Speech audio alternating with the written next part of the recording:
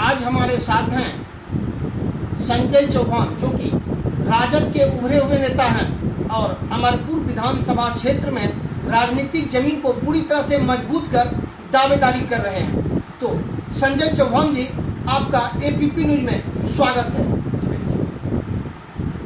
आपसे हम पहले ये जानने की कोशिश करेंगे कि अमरपुर विधानसभा क्षेत्र में जब से आपने राजनीतिक में सक्रिय होकर राजद की जमीन को मजबूत किए हैं, तब से अमरपुर विधानसभा क्षेत्र में राजनीतिक सरगर्मी काफी तेज हो गई है।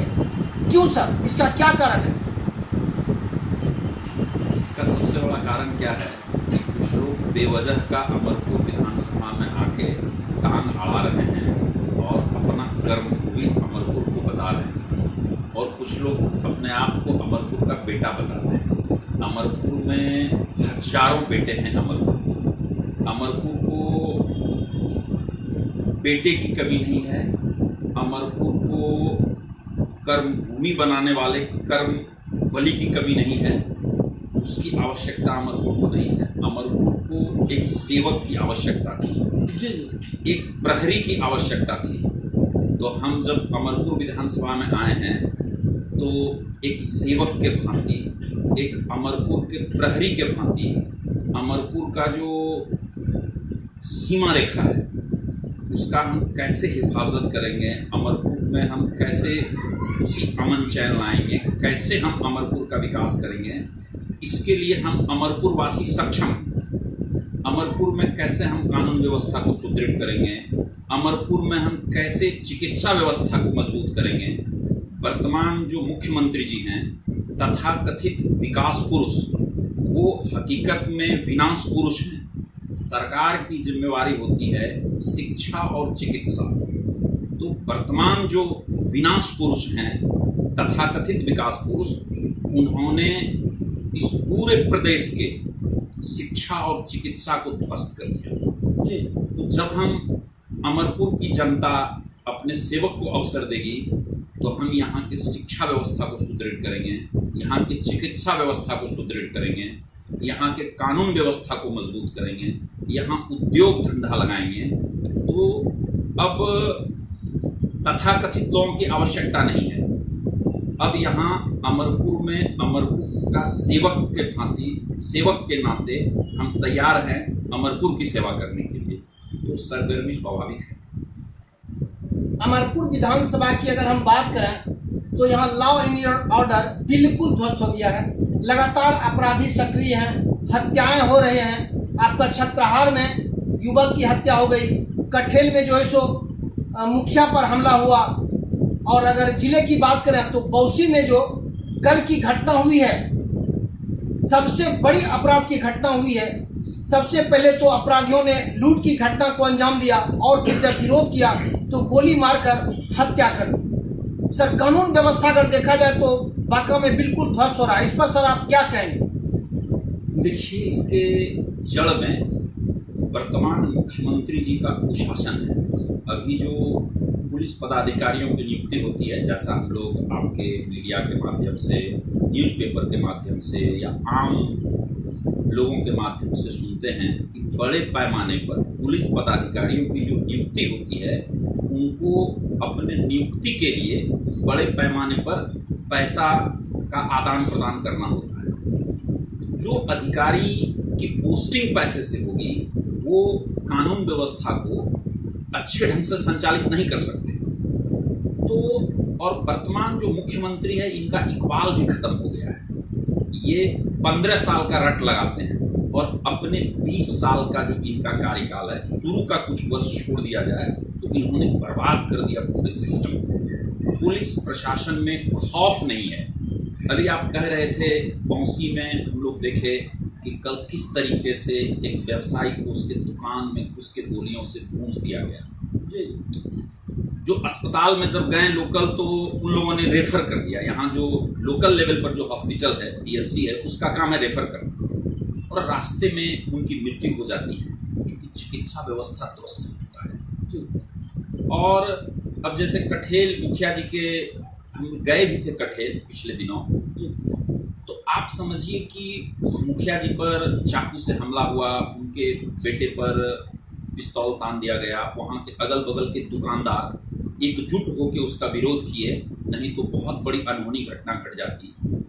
उनसे जब मेरी बातचीत हुई तो उन्होंने जो बात हमको बताया, वहाँ के जो पुलिस पदाधिकारी थे जब वो थाने पर गए तो उनके साथ ऐसा व्यवहार कर रहे थे, किसी के भाई और पिता पर बंदूक से गोली तान दिया गया, चाकू मार दिया गया, बाल वो बच गए बेचारे। और जब वो थाने पर गए तो पुलिस अधिकारी के द्वारा उनका मानसिक शोषण किया जा रहा था कि तुम्हारे पास भी पिस्तौल था, तुम भी ड्रमबाजी करते हो, कल तुम मिल नहीं जाओगे। 2 क्रिमिनल पकड़े गए जो वहाँ के अगल बगल के दुकानदारों ने पकड़ा और 3 लोग भाग गए। अभी तक पुलिस ये पता नहीं कर पाई है कि वो 3 लोग कौन थे। पूरा सिस्टम ध्वस्त हो गया है, पूरा सिस्टम करप्ट है, प्रशासन का इकबाल समाप्त हो गया है। तो जब हम अमरपुर की जनता हमको सेवा का अवसर देगी तो इन समस्याओं से हम अमरपुर के जनता को विश्वास दिलाते हैं कि उनको हम इन समस्याओं से निदान कराएंगे। उनको इस तरह के समस्याओं का कभी सामना नहीं करना होगा।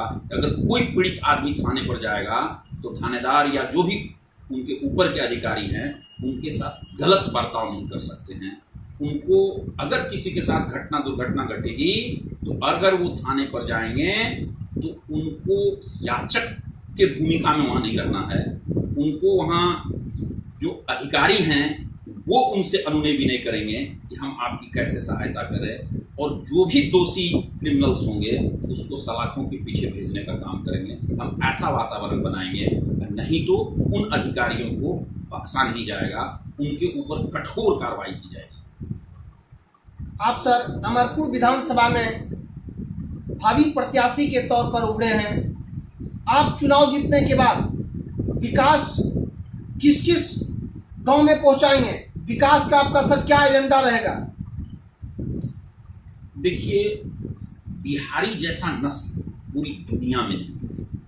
हम बिहारियों में जो जीन है, जो हमारे अंदर जो काम करने की क्षमता है, शक्ति है, ऐसा शक्ति और सामर्थ्य पूरे दुनिया में नहीं है।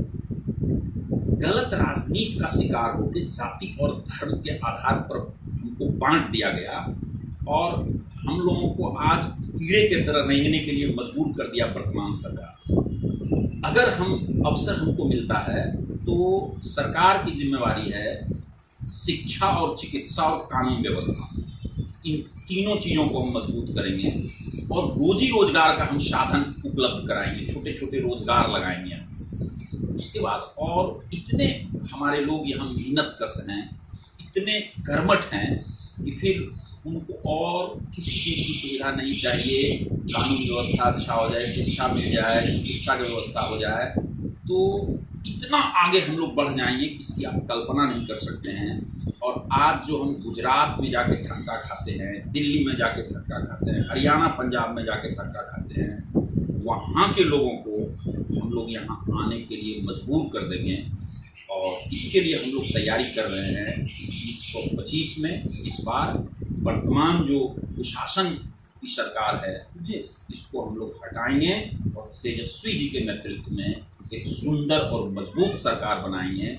और जहां सामाजिक न्याय की बात होगी, सभी लोग अमन, चैन और शांति से जिएंगे। जाति और धर्म के नाम पर कोई भेद नहीं होगा, अगड़ा पिछड़ा का कोई भेद नहीं रहेगा, सब लोग मिलकर रहेंगे और एक सुंदर बिहार का निर्माण करेंगे। तो ये थे राजद नेता और अमरपुर विधानसभा के राजद की ओर से भावी प्रत्याशी संजय चौहान जी।